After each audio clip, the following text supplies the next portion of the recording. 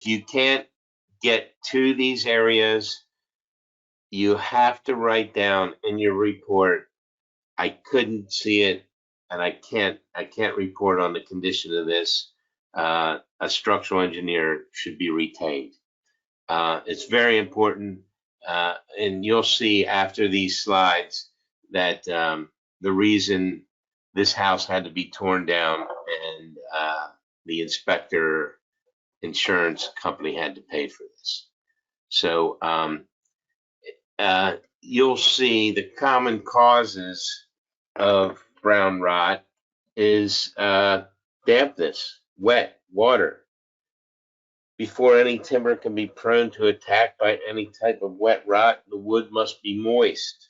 The common signs of wet rot include darkened timber, darker than surrounding timber. You'll see it is really brown.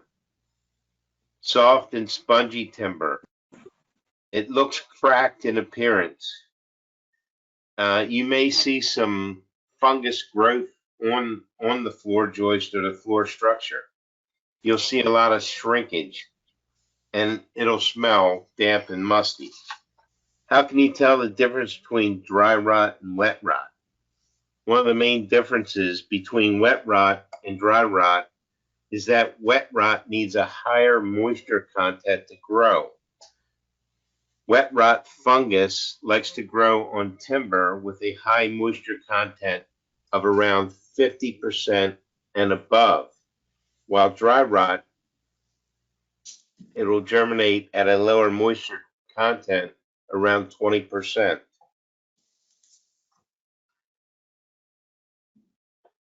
The humidity level in crawl spaces. What humidity level does mold grow in a crawl space? It's about 70% or higher. Mold really thrives at a higher percentage rate. We would like to get that down to around 50% or less.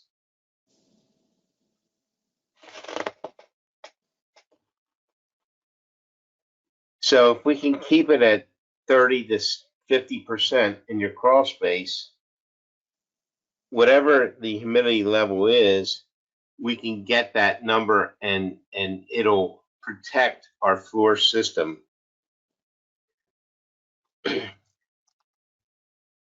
We have different treatments for crawl space, mold, and wet and dry rot. It's usually a boric acid. I was in Houston, Texas after the floods, and we used a product called Nisus and Boracare. And once we sprayed the Nisus on the wet lumber, we then let that dry out and then sprayed a Boracare solution on that lumber. And the Boracare prevents any future rot and prevents wood destroying organisms from eating the lumber.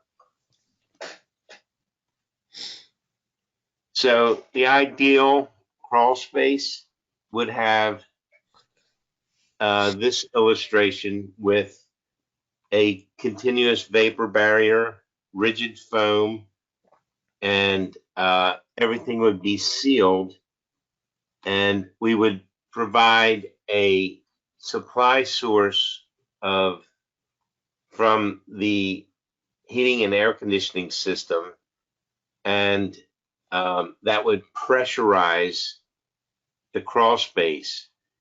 Once that's done, another means of circulating air would be having a dehumidifier for crawl spaces. This is the drainage system that I used in my crawl space down in Delaware.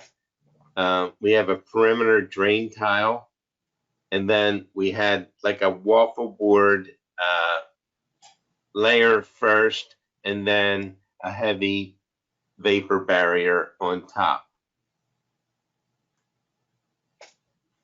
the drain tile would end up going into a sump pump that's sealed, and it would discharge to the exterior.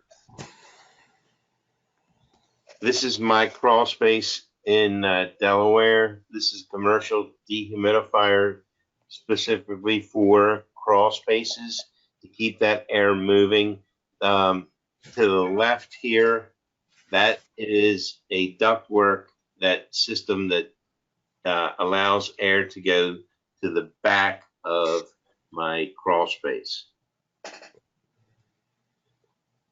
So this is the slides that I was talking about. This was the relative humidity of a crawl space that was in a lawsuit. And this is where the home inspector said he went into the crawl space. He didn't. He took a few pictures from the hatch and said that everything was fine. You can see the relative humidity was 82% here, almost 83. This is an encapsulated crawl space, but it's not working. You can see all the wet. It's just not draining. There's just tons of water on this crawl space. So anytime you see a crawl space that has moisture stains growing up onto the blockwork, we know we're having problems, but you can see how much water is in this crawl space. It's just full of puddles, and there's tons of other issues along with the dry rot that's in here. They did have a dehumidifier put in here, but it was all sealed up with fiberglass insulation. For some reason, it was not working. So you can see the puddles, and we do have the encapsulation with the perimeter styrofoam foam board for insulation, but there's just tons of water everywhere. So Nick, were you discussed about that foam being exposed? No fire rating? Usually what we would normally do was have that foam, the vapor barrier would go on the outside of that foam the whole way up. I don't say anything about the fire rating on that under the crawl space. No, but you can comment on that. I got a question. How would you write this up?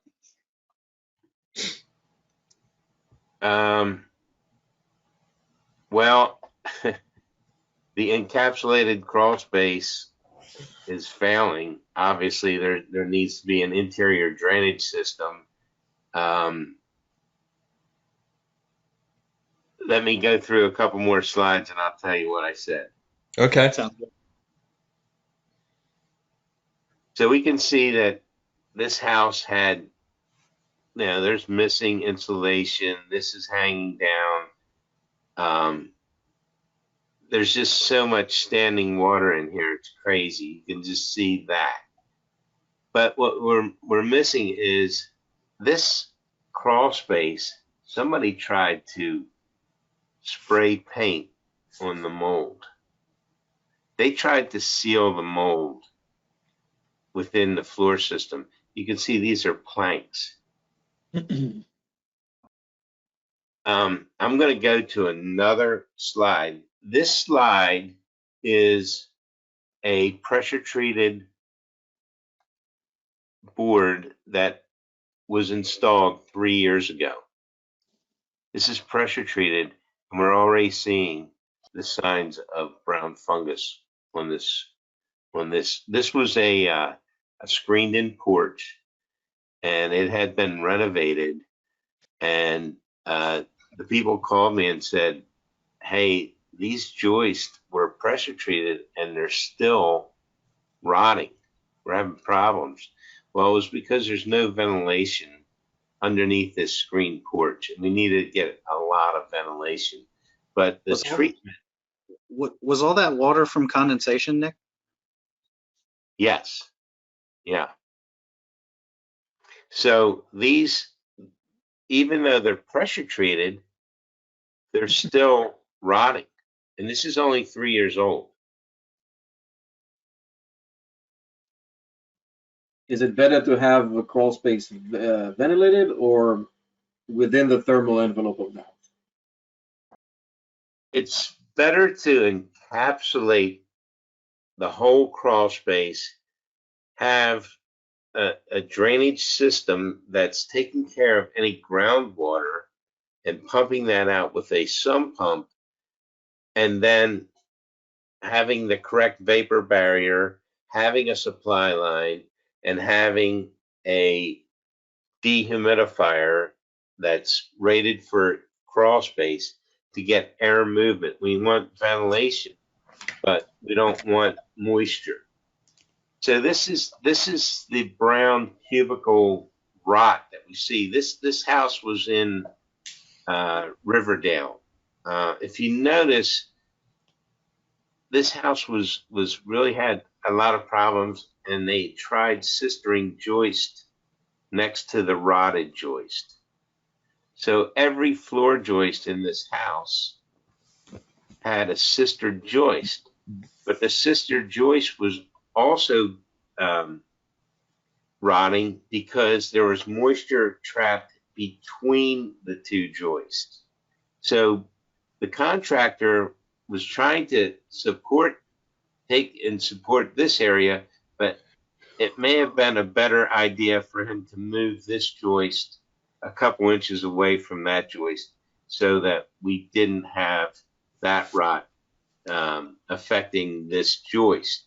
Now, the basement, the crawl space in this area was also full of water. So this is what we're seeing is, you would think it would be wet, but it's not. It's almost like a powder when you grab a hold of this wood. It's rotted so bad that it's dried out. So this is the crawl space that was in the lawsuit, and you can just see how bad that ledger board is rotted. You can see how rotted this floor joist is. And this was the crawl space that we saw earlier that had all the water on top of the vapor barrier. So these are the floor joists, and look how bad the checking is. You could just take your hand and go through those floor joists. But if you notice, if you guys are inspecting houses and you notice that, look up here, this is OSB subflooring. So somebody tried to remediate. The floor must have been rotted because we had plank subflooring before, and now we have OSB.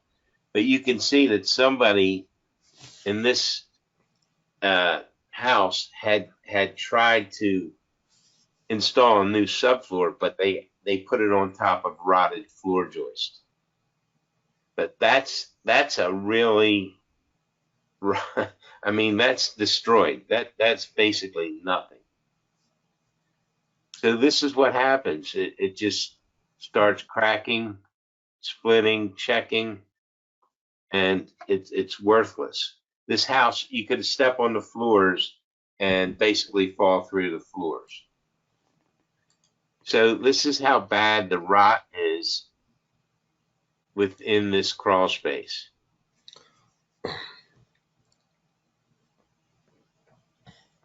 And you can see that, I'll show you a couple. So now what the builder did was try to sister floor joist against the rotted floor joist here, and then they obviously had repaired the subflooring. But when the guy did the sistering, you see there's no joist hanger on this new joist, and they just left this here. And over here, you can see they just toenailed the joist. So this is a headed off joist. You can see that this is rotted and this is rotted. And this is probably rotted also. So all the subflooring in here has brown fungus and rotted. The joist here, you can see how much mold-like substance is there, and those joists, basically, you can put your fingers through.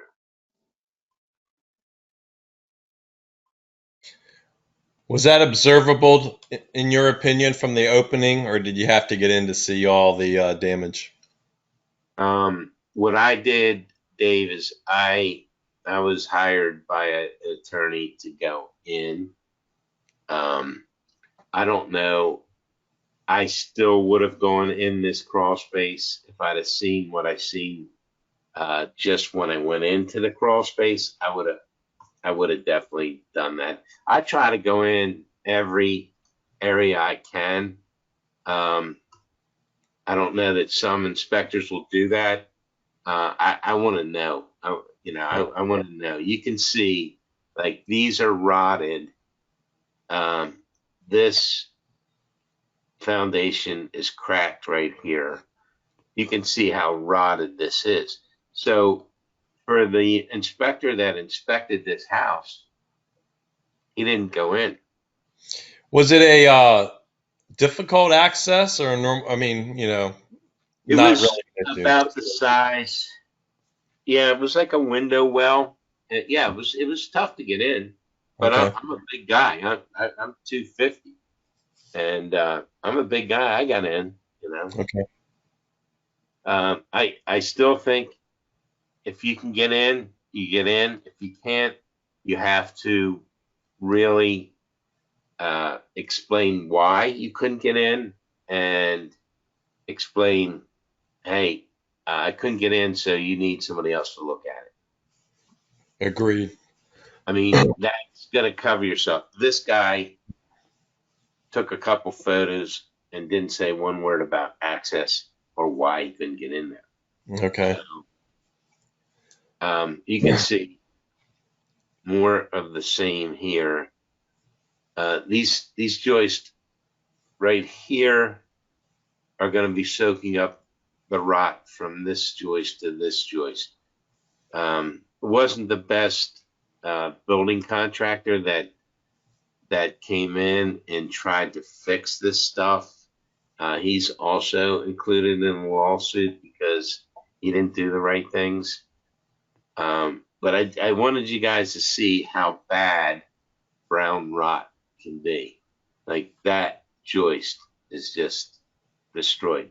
And this was through the whole house. So we're seeing like foundation issues, but would you call something like this out? You have a double joist.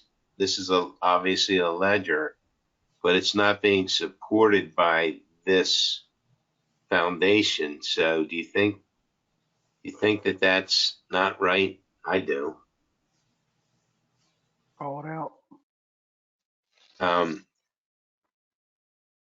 There's some, just crazy stuff here. Even though the joists are going in that direction this way, that's just craziness. Hey, Nick, was there noticeable deflection on the floor when you were walking around? It was so bad, Sean. It was like walking on like on a lawn that was badly graded. That's Wow. basically why the people had hired an attorney. They saved their life savings to buy this house. They moved in. The lady stepped through the floor. Oh my gosh. So you can see, like, okay, so we have joist hangers, but you can see just how rotted that is, and that's a ledger board. That's that ledger board that we saw earlier. So you can see that there's a ton of moisture wicking up through the block. So all this stuff should be documented. And then I have a couple more extra slides on this. I mean, that's how much water was in the place. And that's a big enough area that you can get in. Yeah, it So looks actually pretty good size. So it was always the access. it's probably 24 inches, at Right. least 3/4 a block. Did they go to trial or they settle? It's just went to trial, and they're going to tear the house down. Wow. So, here's an issue here where that's a 90 going into the sewer. You can't really see it, but like these are all water lines that no support at all. Back in here, that's an old sump pump that wasn't working. When you entered that, were you crawling through this water? Yeah. Okay. Yeah. And remember, this was like an expert witness inspection, so I had to be kind of really detailed with it. So I probably spent 3 hours in that crawl space. Okay. Hey, Nick, did you turn off the power in the house before you went in contact with that water?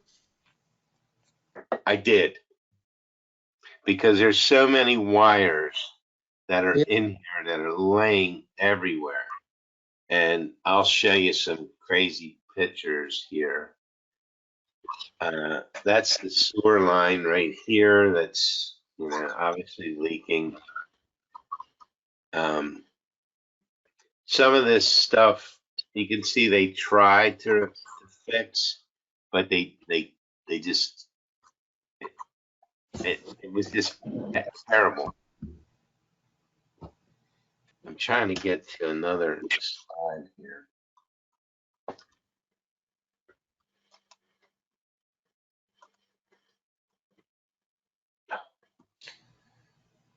Do you have a special suit you use or anything because of the water and potential contamination? Yeah, I actually put a rubber suit on, and I have like a Carhartt suit that won't leak, and I just go in and try to do my best. I lived right around the corner. As soon as I got out of that place, I went showered. Okay. But you can see how bad. One thing you don't see is, okay, if you guys were inspecting this house and you can see that this is the load bearing beam structure, but this is like 6 feet apart from here to here. So there's no support right here. This is only a single member.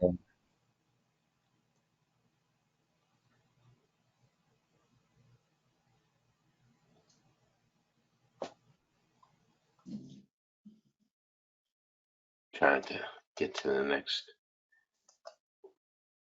So look at all the wires, and it's just ridiculous.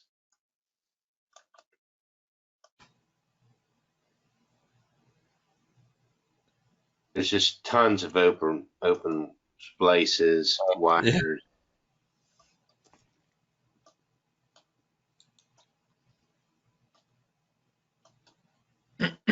That's it. So, any questions? So we had one person write they would not enter a crawl space because of water and safety, which I definitely appreciate and respect that concern. I am very concerned with water from contaminations and electrocution with wires. if you weren't doing this expert witness on this one, would you have just turned the power off to the whole house, or would you have gotten permission beforehand under that if it was a normal home inspection, Nick? I would have shut the power off and still going in there. Okay. I did it in Riverdale the other day.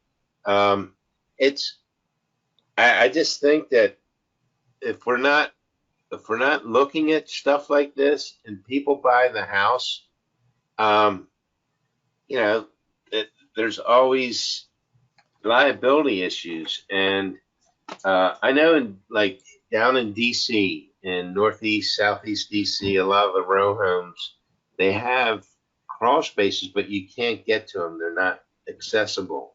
Right. And I always make sure that I put in my report that, hey, I couldn't get in there, but I recommend somehow some kind of access and have somebody inspect that, because who knows what the floor structure is like under half of those houses. Oh yeah. So, Sometimes I write that it's, I say sometimes I write that it's a invasive action to get in there. yeah, I mean, even if you can put your, Hollis has some of those stick cameras and things like that. I have like an eye stick that I put my camera on.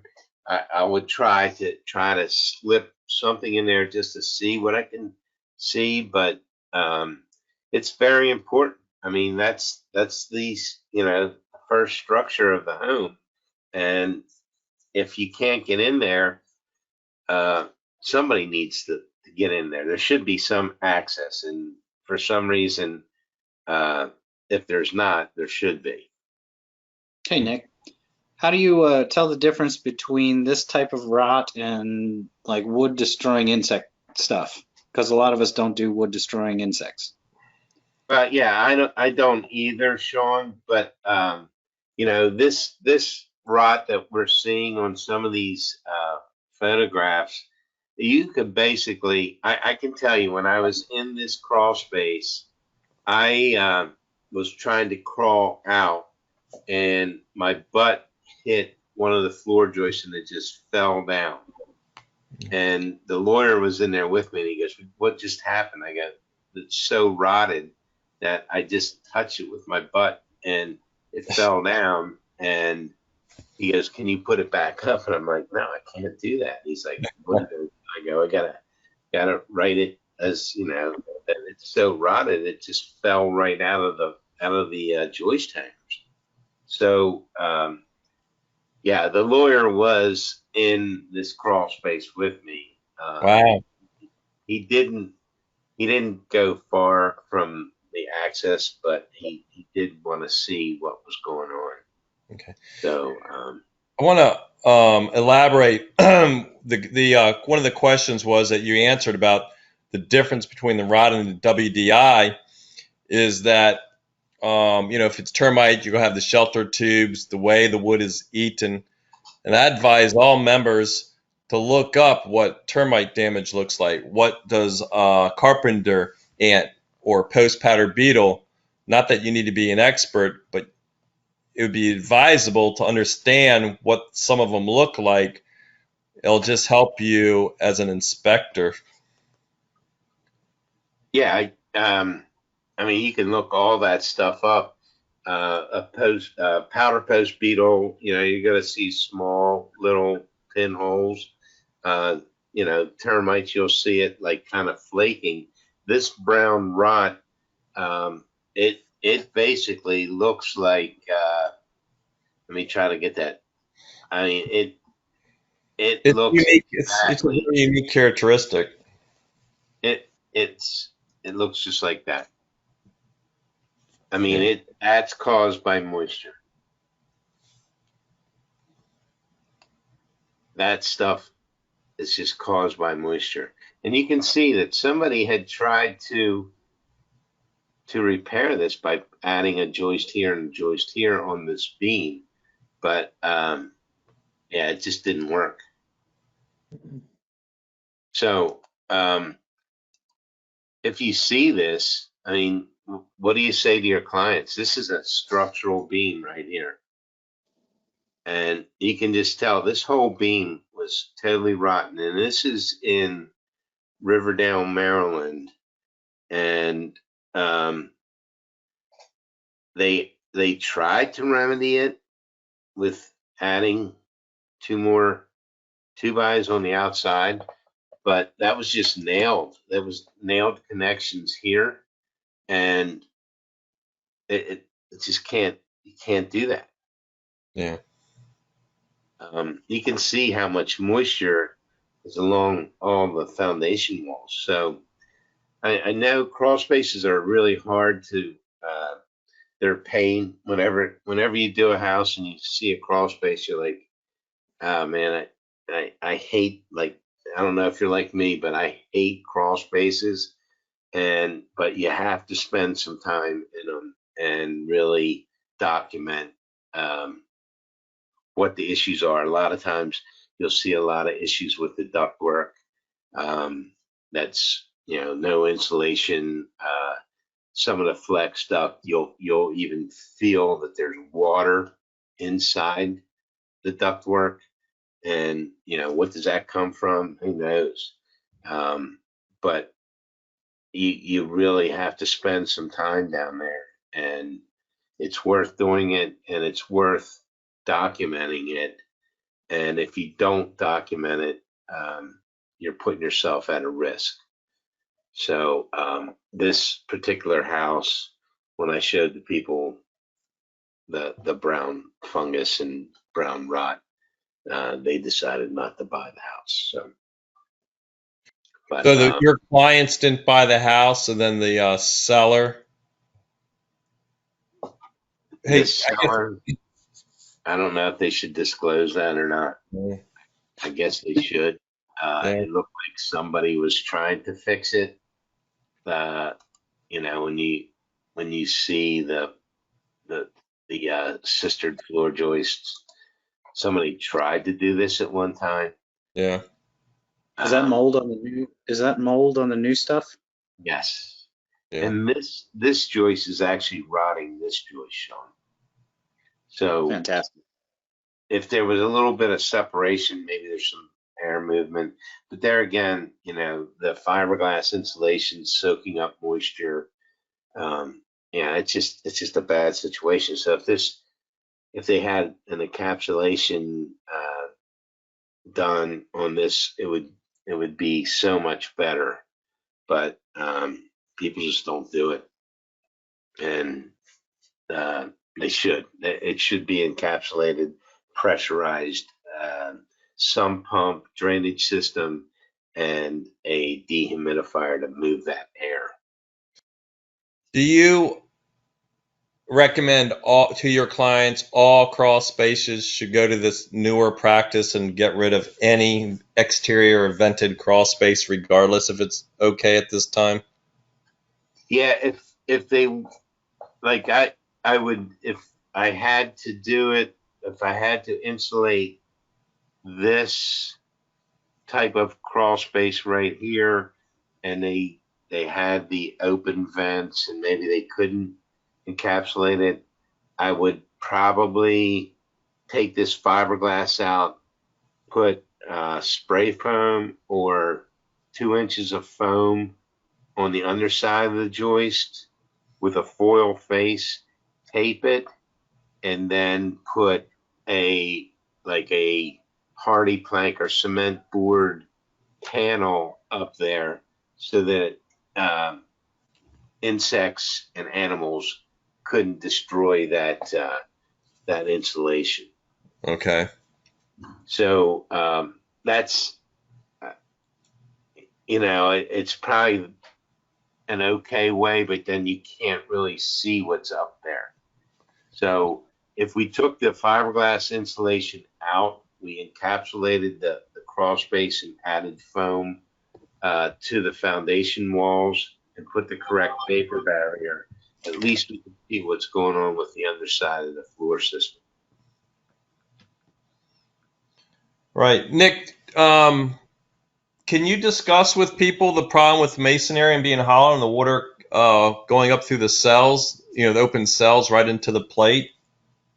And Yeah, I mean, normally at that plate level, there should be a termite shield, a metal termite shield at the plate.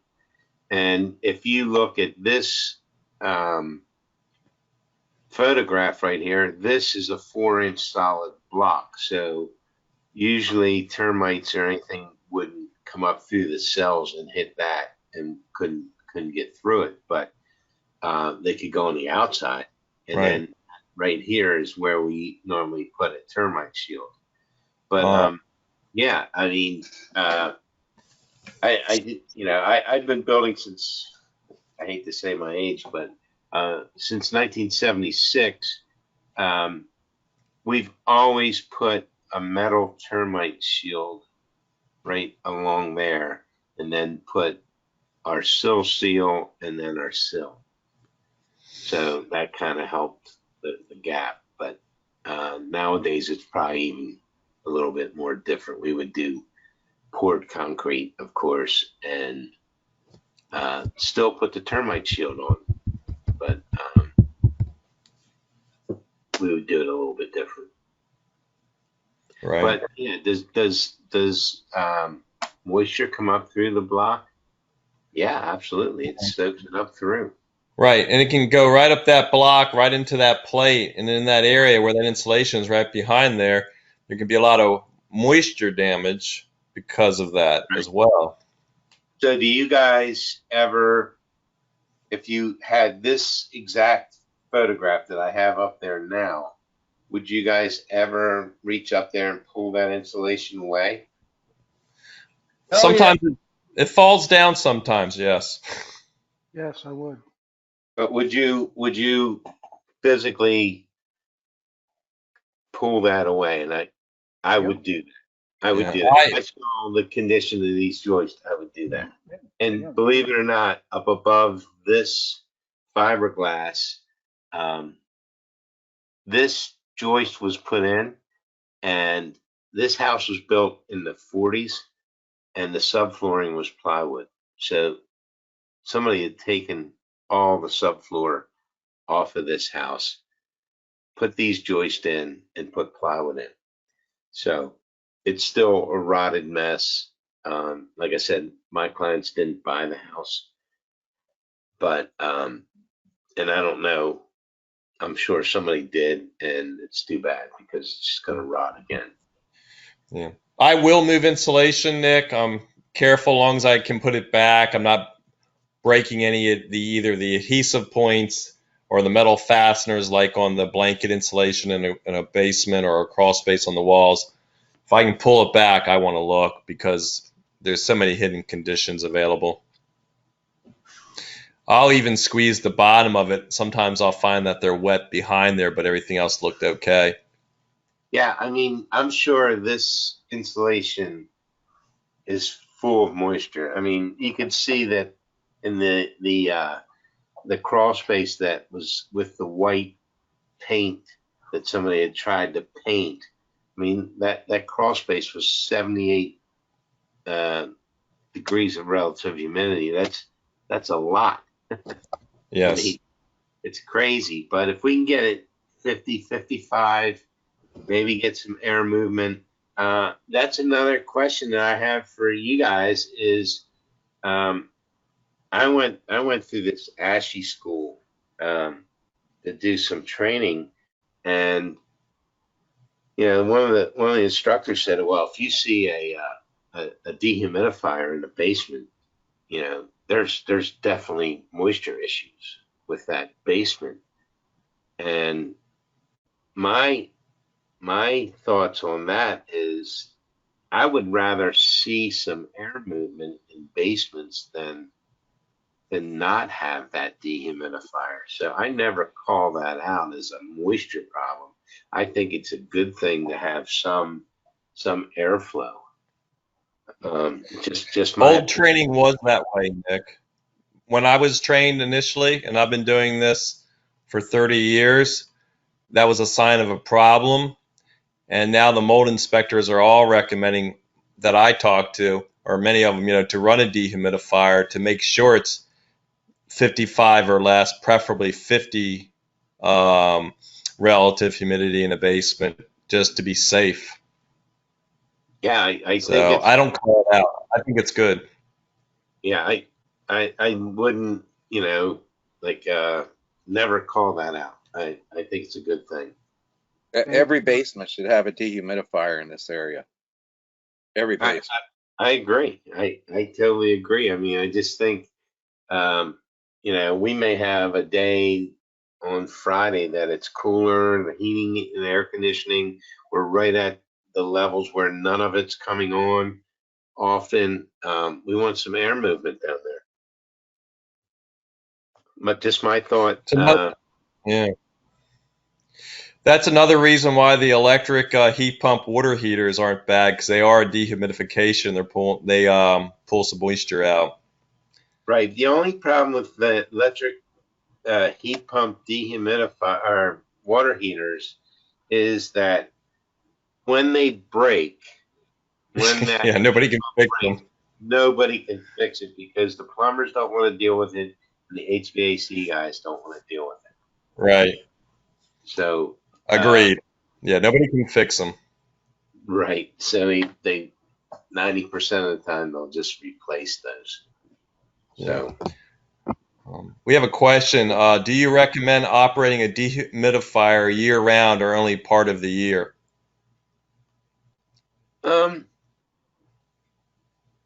I would run it at least, like spring through fall. About Then 6 to 8 months. hey, I would probably run it. I would probably run it the whole time just to get airflow in the basements. I But they're know. automatic. What's that? They are automatic. You can set them and Yeah, leave but them. I just think that, or either that or run your fan for your air handler, just so we get Right. some air.